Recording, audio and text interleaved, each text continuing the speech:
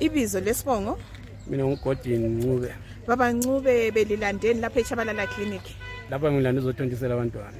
Uze labantwana bangaki? Hayi babili.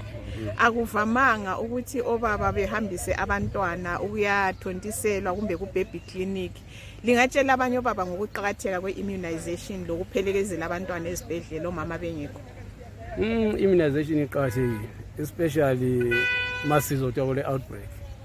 Mina ngizothola outbreak ngakhuluma nomama, it's unfortunate umama uyasebenza. Nami ngiyasebenza kodwa umama sishiyene ngama-shift. Umama uthe siye emsebenzini, mina ngibuya labo la.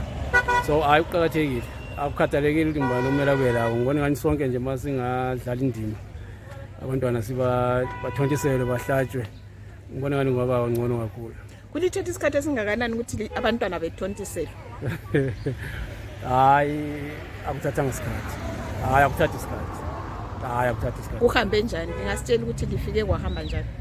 Uyafika nje ufike uhlale umntwana weywe. Bathi maqedwe wewe ujoin iline. Bakhona abancedisayo. Bakuncedise uhlale babhale emabhukwini umntwana athontiselwe. Uthatha umntwana endlini. Vela kuhlupha. Kuyini elingakukhuthaza abanye obaba labo mama abaseleyo ngikhaya besesaba ukuzothontisela abantwana babo? Ngithi asizeni ngobunene.